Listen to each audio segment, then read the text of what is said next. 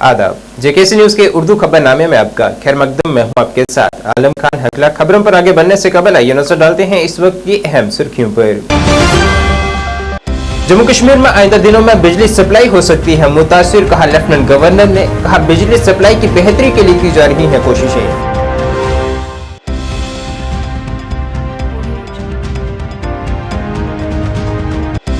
Lieutenant governor ने श्रीनगर में संगम 8 नुमाइश का किया इफ्तिताह, स्टॉल्स का किया मुआयना।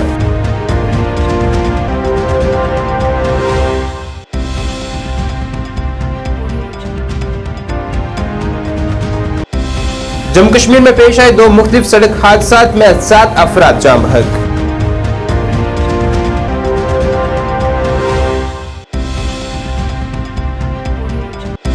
और वकार रसूलवानी ने कहा कांग्रेस इख्तिदार में आए तो दरबार मुंतकली की रस्म फिर से करेगी शुरू, बीजेपी के दौरे हुकूमत में हुए घोटालों की भी करेगी जांच।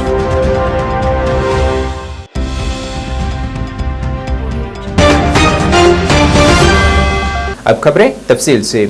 लेफ्टिनेंट गवर्नर मनोज सिन्हा ने राजभवन श्रीनगर में आज एक प्रेस कॉन्फ्रेंस से खिताब करते हुए कहा है कि पानी की सतह मामूल से नीचे आने से आने वाले दिनों में बिजली की सप्लाई मुतासिर हो सकती है, लेकिन हम कोशिश कर रहे हैं कि इस मौसम सरमा में जम्मू और कश्मीर में बिजली की सप्लाई को बेहतर बनाया जाए। लेफ्टिनेंट गवर्नर ने कहा है कि पावर डेवलपमेंट डिपार्टमेंट बिजली की शदीद किल्लत का सामना करने के बावजूद कश्मीर डिवीजन को 1200 मेगावाट और जम्मू खिते को 1000 मेगावाट बिजली फराहम कर रहा है।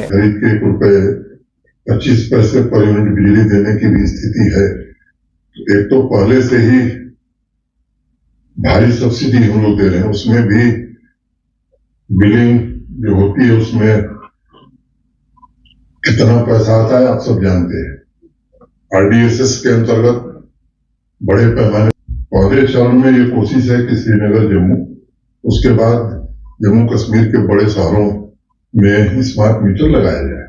कई प्रकार की भ्रांतियां लोगों के बीच थी, कुछ जानबूझ करके बनाई गई थी, उसके भी इंतजाम पीडीपी डिपार्टमेंट ने किए हैं। किसी को भी अगर संदेह है कि हमारी बिलिंग ठीक नहीं है तो मीटर टेस्ट किया जा सकता है। रैंडमली भी हम लोग टेस्ट करा रहे हैं और जहां से शिकायत आ रही है उनके मीटर भी टेस्ट कराए जा रहे हैं। तो ये मैं आपको आश्वस्त करना चाहता हूं कि एक तो मीटर से जो बिल आएगी वो सही आएगी, इसमें आपका सहयोग बड़ा अपेक्षित है क्योंकि ये स्थिति लंबे समय तक चलाना ये बड़ा मुश्किल काम होगा। दूसरी कोशिश ये होगी कि जिन फीडर्स को 100% स्मार्ट मीटर से जोड़ दिया गया है वहां न्यूनतम कटौती, मिनिमम कर्टेलमेंट हो, और एक स्थिति हम लोग ऐसी बनाना चाहते हैं कि जो 100% मीटर्ड फीडर है जहां से पैसा मिल रहा है वहां 24 घंटे बिजली अगर लोग चाहते हैं तो 24 घंटे बिजली उपलब्ध कराई जा सके। लेफ्टिनेंट गवर्नर मनोज सिन्हा ने आज श्रीनगर में संगम 8 नुमाइश का इफ्तिताह किया है, जिस दौरान वहां लगाए गए मुख्तलिफ स्टॉल्स का भी उन्होंने मुआयना किया है और इस काम की उन्होंने खूब तारीफ भी की है। इस दौरान उनके हमरा जम्मू कश्मीर इंतजामिया के आला ऑफिसरान भी मौजूद रहे। जम्मू कश्मीर के लेफ्टिनेंट गवर्नर मनोज सिन्हा ने आज कहा है कि हुकूमत कारीगरों की हर मुमकिन मदद करेगी। उन्होंने कहा है कि उन्हें मुनासिब बुनियादी ढांचा भी फराहम किया जाएगा। ये बात उन्होंने आज pashmina export manufacturers association PMAU awards की तकरीब में शिरकत के दौरान अपने खिताब में कही है। सर को बहुत बहुत बधाई। ये मैं सभी से गुजारिश करूंगा कि जिनको अवार्ड मिला है वो अपने ड्राइंग रूम में उसको। मुझे इस कॉन्क्लेव में शिरकत करने में फख्र महसूस हो रहा है। हम सब यहाँ एक साथ जमा होने का इस बात की निशानी है करता को इस अत्यंत ही प्रतिष्ठित pashmina export and manufacturers association award प्राप्त करने की हृदय से बधाई देता हूँ। अगर महाभारत कालीन इतिहास के बारे में आप अध्ययन करेंगे तो उस समय भी कला परंपरा के वर्णन में कश्मीर के हस्तशिल्प की परंपरा पर प्रमुखता से रोशनी डाली गई। उन्हीं परंपराओं में से एक पश्मीना की भी परंपरा है और इस उत्पाद से जुड़े तमाम हुनर और कृतित्व को पूरी दुनिया में मशहूर करने का काम हमारे हस्तशिल्प कलाकारों ने किया है। मैं उनका फिर से एक बार अभिनंदन करता हूँ। देखा जाए तो सभ्यता की शुरुआत से ही दुनिया में तमाम प्रोफेशन पैदा हुए जिनका स्किल समय के साथ बदलता रहा, लेकिन हमारे प्राचीन हस्तकला की विरासत हजारों शताब्दियों से असीम साधना और रचनात्मकता लिए हुए एक पीढ़ी से दूसरी पीढ़ी को सौंपते हुए आज भी चली आ रही है। और इन हाथों के हुनर पर एक शेर कही गई है कि भरे हैं तुझ में वो लाखों हुनर ए मजमाए खूबी, भरे हैं तुझ में वो लाखों हुनर पे मजमाए खूबी, मुलाकाती तेरा गोया भरी महफिल से मिलता है। जम्मू कश्मीर में आज पेश आए दो अलग अलग सड़क हादसात में 7 अफराद जाम बहक हो गए हैं। किश्तवाड़ जिले में पेश आए सड़क हादसे में 3 अफराद जाम बहक हुए हैं। यह हादसा किश्तवाड़ के कंदनी में पेश आया है, जिसमें एक गाड़ी सड़क से खिसक कर चनाब दरिया में जा गिरी, जिसमें सवार 3 अफराद की मौके पर ही मौत वाक़ा हो गई है। जबकि दूसरा हादसा जम्मू श्रीनगर कौमी शाहराह पर पेश आया है, जिसमें 4 अफराद जाम बहक हो गए हैं।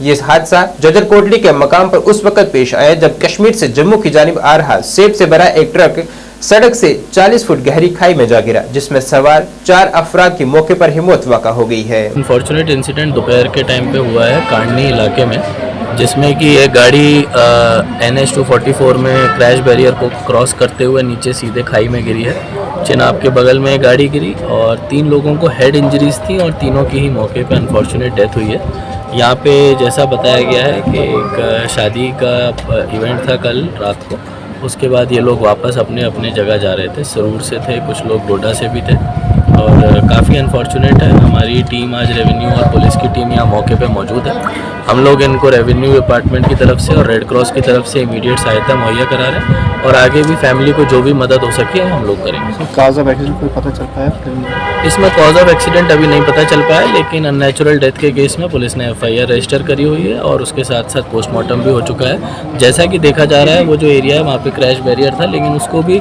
गाड़ी ने क्रॉस कर दिया, वो भी पूरी तरह से वहाँ से निकल गया। उसकी वजह से क्योंकि डिस्टेंस इतना ज़्यादा है, नीचे गहराई बहुत है, डेप्थ बहुत है खाई की, तो उसकी वजह से सभी के सब मौके पे उनकी अनफॉर्चुनेट डेथ हुई है। हम लोग देखेंगे इसमें आगे कैसे फैमिली की मदद की जा सकती है और इसको रोका जाए। जम्मू कश्मीर प्रदेश कांग्रेस कमेटी के सदर वकार रसूल वानी ने आज कहा है कि कांग्रेस अगर इख्तियार में आई तो वो फिर से दरबार मुंतकिली की रस्म शुरू करेगी और बीजेपी के दौरे हुकूमत में जितने भी घोटाले हुए हैं उन सब की जांच करेगी और जम्मू और श्रीनगर में लगाए गए स्मार्ट मीटरों को हटाया जाएगा और आर्जी मुलाजमीन के मसाइल को भी हल किया जाएगा। उन्होंने उम्मीद जाहिर की है कि जम्मू कश्मीर में जब भी इंतखाबात करवाए जाएंगे कांग्रेस अपनी सरकार बनाएगी। Thank you. सेहत स्कीम के बारे में एक बात बताऊं मैं आपको, देखो सरकार उनकी है सेंटर में भी और यहाँ भी। अब इनके करप्शनों की दास्तान हमारे पास बहुत पड़ी है। जब हमारी सरकार आएगी तो वो सारी फाइलें खुलेंगी, फिर आपको पता चलेगा इन्होंने क्या गलत किया, क्या ठीक किया। अभी राहुल जी ने अडानी का 12,000 करोड़ का घोटाला सामने रखा जो US के फाइनेंशियल पेपर ने निकाला था। इसी तरीके से यहाँ हमें पता है कहाँ कहाँ घोटाले हो रहे हैं, लेकिन ये अपने घोटालों पे कैसे खुद ही इंक्वायरी करेंगे। पावर में तो ये है, जब हम आएंगे पावर में तो इनको एक एक का हिसाब लेंगे। Thank you. जहाँ तक जम्मू कश्मीर का ताल्लुक है, अगर कांग्रेस का चीफ मिनिस्टर बनता है यहाँ का दरबार मुंह दोबारा बहाल होगा, पहली कैबिनेट में होगा। यहाँ स्मार्ट मीटर उखाड़े जाएंगे, जो स्मार्ट मीटर श्रीनगर और जम्मू में लगाए गए हैं। हमने वादा दिया है कि जम्मू में हम तवी में और कश्मीर में झेलम में फेंक देंगे। KCC लोन यहाँ माफ होगा और नौजवानों को रोजगार देने की पूरी ताकत लगाई जाएगी। डेली वेजरों को परमानेंट किया जाएगा। जो भी वादे कांग्रेस करेगी, आंगनवाड़ियों की तनख्वाह बढ़ाई जाएगी, आशा वर्करों की तनख्वाह बढ़ाई जाएगी, लोगों को हर तरह की परेशानियों से मुक्ति दी जाएगी। और जो जमीनें जिनकी गिरदावरियां खत्म की गई है, जो छीनी गई लोगों से, वो लोगों को हम वापस देंगे। ये हमारा वादा है, ये कांग्रेस करेगी। और मुझे यकीन है कि हमारे वादे जो हैं सच्चे वादे होते हैं। फर्स्ट कैबिनेट में ये चीजें होंगी, इसलिए मुझे यकीन है कि जम्मू कश्मीर के लोग इस बार कांग्रेस को चुनेंगे।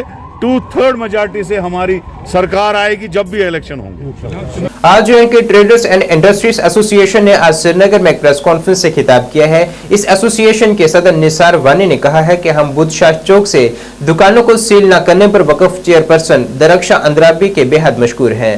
निसार वानी ने कहा है कि तमाम 6 दुकानें जो सील कर दी गई थी अब उन्हें दुकानदारों के लिए खोल दिया गया है। उन्होंने कहा है कि दुकानदार मुकम्मल तौर पर इस पर मुनहसर हैं। निसार वानी ने कहा है कि खरीदारों को पहले कोविड और बाद में दीगर हंगामों का सामना करना पड़ा है, जिस पर दरख्शा अंद्राबी गौर कर रही हैं। उन्होंने कहा है कि बतौर ट्रेडर लीडर मैं अपनी एसोसिएशन की जानिब से वक्फ चेयरपर्सन का शुक्रिया अदा करता हूँ।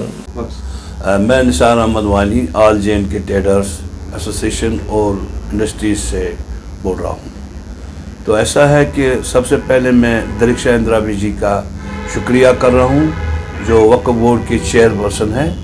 तो जो कल दुकानदार उनको बेचारों को लॉक किया गए थे, और क्योंकि दुकानदारों का रोजी रोटी का मसला होता है, क्योंकि बहुत सारी प्रॉब्लम कश्मीर में आपको पता है, तो कोविड था, बहुत सारे मसले थे और उससे बहुत प्रॉब्लम। कल मैं दरख्शा जी का बहुत थैंक यू कर रहा हूँ, उनका शुक्रिया कर रहा हूँ जो उन बेचारों को जो रोजी रोटी का मसला था दुकानदारों को उनको खोल दिए, उसलिए मैं उनको शुक्रिया कर रहा हूँ, थैंक यू कर रहा हूँ, थैंक्स। तो दूसरी बात ये है कि हम ताजिर है GST दे TCS देते हैं और वेट दे रहे हैं, तो कम से कम मैं रिक्वेस्ट कर अपने प्राइम मिनिस्टर को जो हमारे मोदी जी है और अमित शाह जी को भी रिक्वेस्ट कर रहा हूँ, प्लीज़ इस पर गौर कीजिए, क्योंकि जो भी टैक्स लेना है वो प्रॉफिट को लीजिए। आप जितना भी ट्रांजैक्शन है आप उसको लेते हैं तो बहुत प्रॉब्लम हो रही है। मेहरबानी करें, मैं जो इतना भी मंत्रिमंडल उस पर गौर कीजिए, जो भी आपको टैक्स लेना जो भी लेना है, चाहे TCS लेना है, चाहे GST लेना, वट एवर इट इज़, मगर प्लीज़ वो आप प्रॉफिट को लीजिए। तो आपसे रिक्वेस्ट करो प्लीज़, थैंक यू, अस्सलाम वालेकुम। इसराइल फलस्तीन तनाज़े पर जम्मू कश्मीर नेशनलिस्ट पार्टी के सदर मुजफ्फर अहमद ने कहा है कि एकतरफा फैसले नहीं किए जाने चाहिए। उन्होंने कहा है कि हमने हमेशा महसूस किया है कि इस मसले का हल होना चाहिए और फलस्तीन के लोगों को उनके हकूक मिलने चाहिए। उन्होंने कहा है कि हम समझते हैं कि फलस्तीन के लोगों को उनके बुनियादी हकूक से महरूम रखा जा रहा है और इसराइल के लोगों को भी अमन से रहने के काबिल होना चाहिए। उन्होंने कहा है कि हम किसी तबके के खिलाफ नहीं हैं और हम मुल्क के दोनों तरफ शहरियों के कत्ल की मजम्मत करते हैं। आपने एक बहुत अच्छा सवाल किया।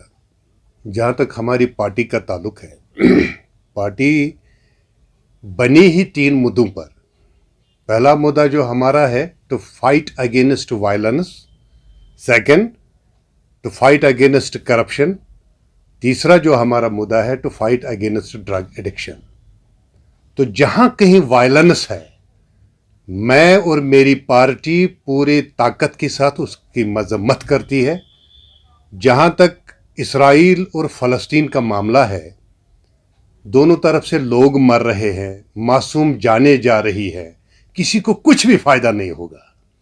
अलबत्ता ये गुस्सा होता है जो इंसान को हालत दरिंदगी में ले जाता है और इंसान अपनी इंसानी कदरों को भूल जाता है। मेरी राय होगी इन तमाम पार्टियों से, दोनों मुल्कों से, कि वह अमन के टेबल पर आकर मामलों को सुलझाएं, न कि लड़े आपस में।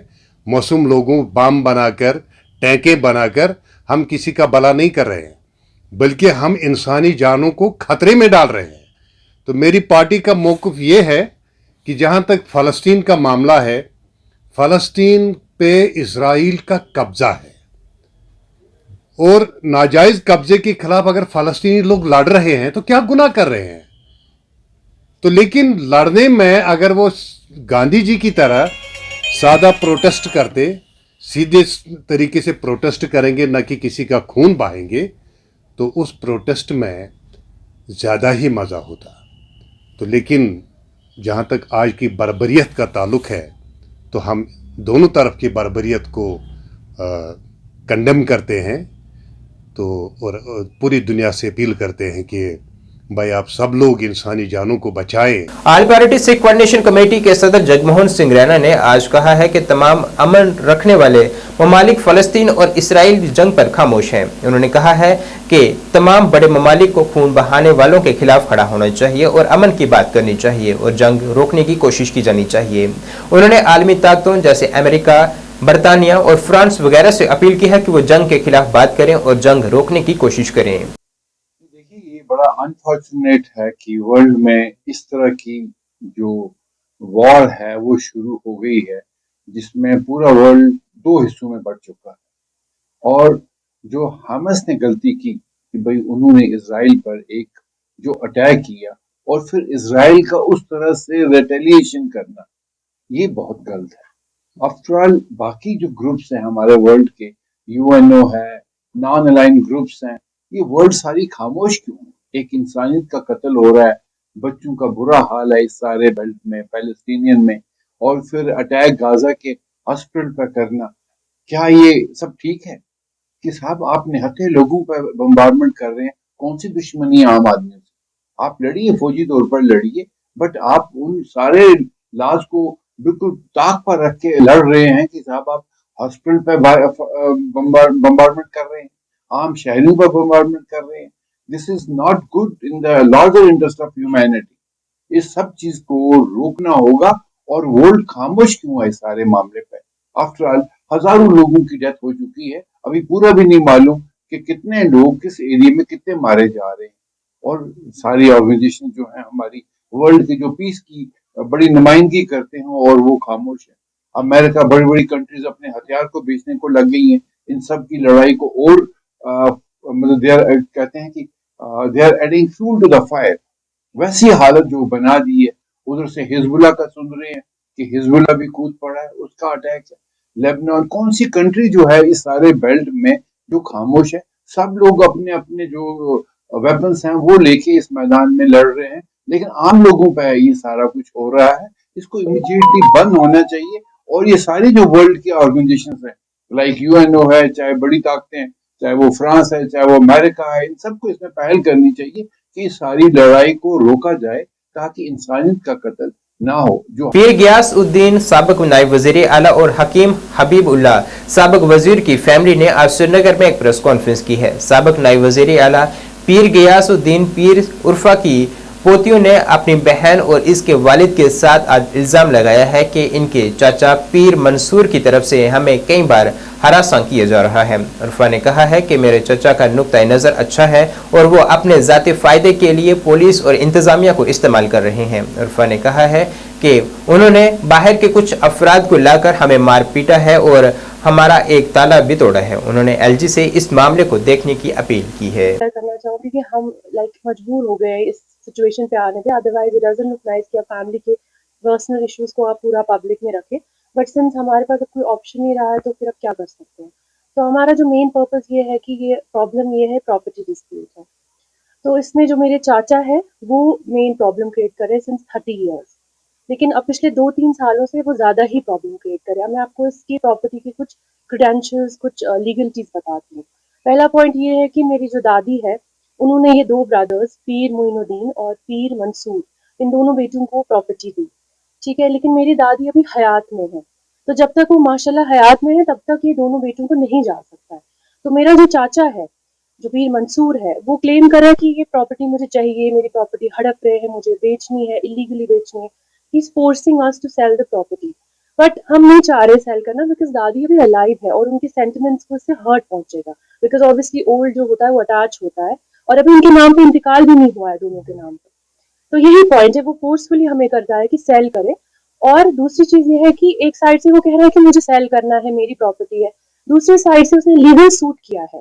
2006 से उसने शुरू किया, रिसेंट वाला मुझे पता है 2018 का लीगल सूट उसने किया जो भी चल रहा है, जिसमें वो कह रहा है कि वो एक्सेप्ट ही नहीं करता है जो दादी ने उसको दिया है, वो एक्सेप्ट ही नहीं करता है, बोलता है इसमें शरिया होना चाहिए। और एक और चीज है कि उसका पोजेशन नहीं है। सबसे इंपॉर्टेंट चीज है that he is a Canadian citizen, he is living there for 30 years, तो he is a Canadian citizen, का पोजेशन है। फिर भी in the court of law हमारा कोई हक नहीं किया मुझे राइट्स ले, बट हमारा बस यही है कि फोर्स ना करें हमें कि प्रॉपर्टी सेल करने पे, बिकॉज वो कभी किसी ब्रोकर को लाते हैं, कभी पुलिस आती है, कभी ब्रोकर लाते हैं, कभी अननेसेसरी लोगों को लाते हैं। एक है उसमें एक should I call the name because you know he is torturing us, Muzaffar कोई दुकानदार है जवाहर नगर में, रोज रोज वो आता है हमें लड़कियों को, 3 फीमेल लड़कियां हैं यहाँ पे हम, और मेरे पापा बहुत हम्बल है, बहुत सिंपल है, मतलब ये लड़ाइयों पे उतना इनका सूटेबल नहीं है नेचर, इंटेलेक्चुअल टाइप के हैं बिकॉज हम बिलोंग ही करते हैं इंटेलेक्चुअल फैमिली को।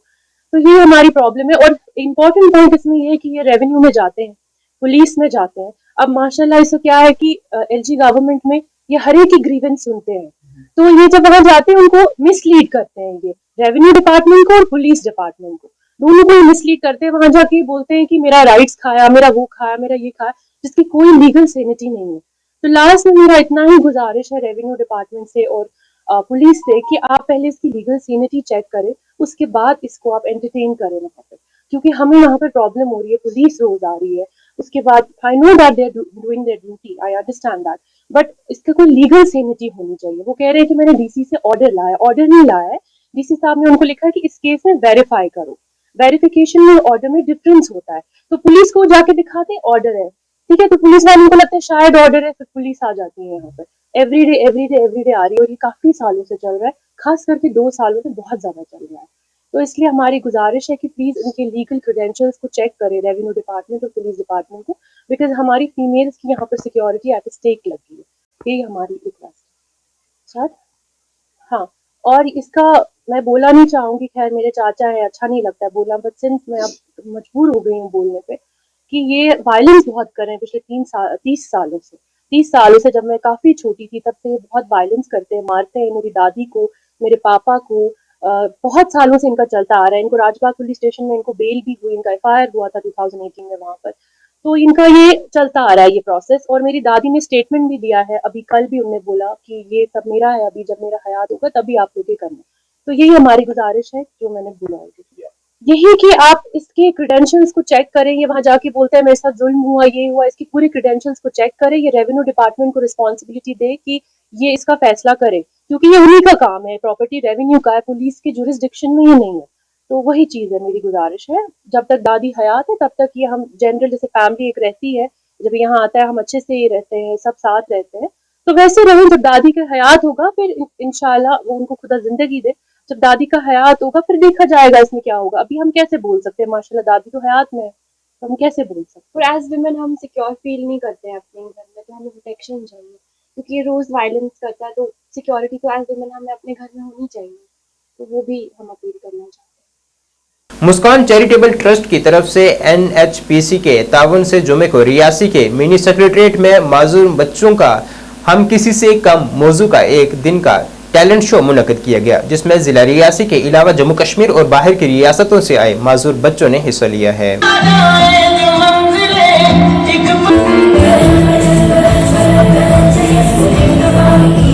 ही नहीं बल्कि देश के अलग अलग कोनों में जाके टैलेंट शो करती आ रही है। और पिछले ही साल हमारी DC मैम ने यहाँ शुरुआत करवाई।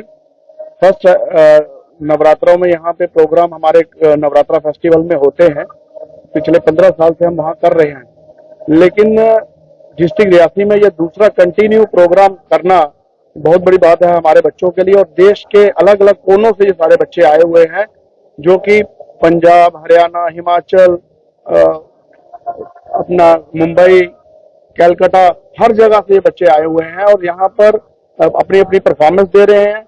आज SSP रियासी जी का खासकर मैं धन्यवाद करूंगा अमित जी का, कि उन्होंने इनको ट्रांसपोर्टेशन प्रोवाइड करवाई, और इस वजह से हाईएस्ट जो ब्रिज जहां डिस्ट्रिक्ट रियासी में बन रहा है रेलवे का, आज वहां पे विजिट करवाई।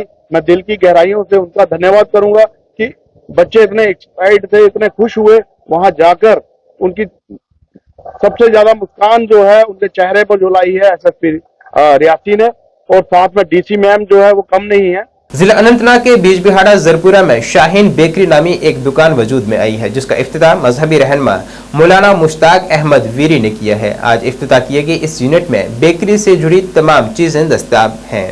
जिन लोगों ने बिजनेस शुरू किए हैं उन लोगों से आप पूछिए कि वो कितने हद तक आगे चले गए हैं, लेकिन ज़रूरत इस बात की है कि उनको आगे आने की ज़रूरत है, और किसी कारोबार में जो हलाल है उसमें अपने आप को पेश करने की ज़रूरत है, ताकि आने वाले दिनों में भी उनसे वो परेशानी दूर हो जाए जिस परेशानी से आज नौजवान ड्रग एडिक्ट बने हुए हैं। क्योंकि जब उनको कारोबार नहीं है, जब उनको बिजनेस नहीं है, जब वो मेहनत कश नहीं है, तो उनको फिर डिप्रेशन होता है, वो मुख्तलिफ बीमारियों के शिकार होते हैं। इसलिए हमें यहाँ पे बहुत सारे नौजवान ड्रग एडिक्ट नज़र आ रहे हैं, जो हमारे लिए टोटली अनफॉर्चुनेट है। उस चीज़ से बचने के लिए उनको बिजनेस में पेश करने की ज़रूरत है। ये बेकरी शॉप जो शाहीन बेकरी के नाम से यहाँ पे खोला गया है, ये भी उसी चीज़ की अक्कासी करता है कि हमें किसी न किसी चीज़ में अपने आप को मेहनत कश पेश करने की ज़रूरत है, ताकि हम समाजी बुराइयों से अपने आप को महफूज रखें, और जो अखलाक। नाज़रीन, इस वक्त के उर्दू बुलेटिन में बस इतना ही। मुझे मेरी टीम के साथ दीजिए इजाजत। अल्लाह हाफिज।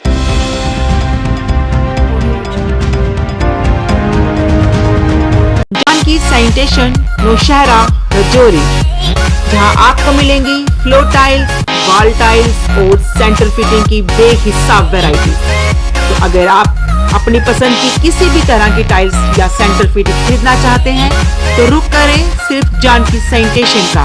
हमारा पता है Janki sanitation, Gujral Chowk, Nowshera, Rajouri. Phone number 9419171840, landline number 01960230294।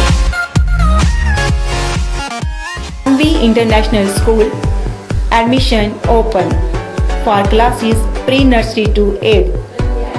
For details, contact on 7298212270 or 9796212270.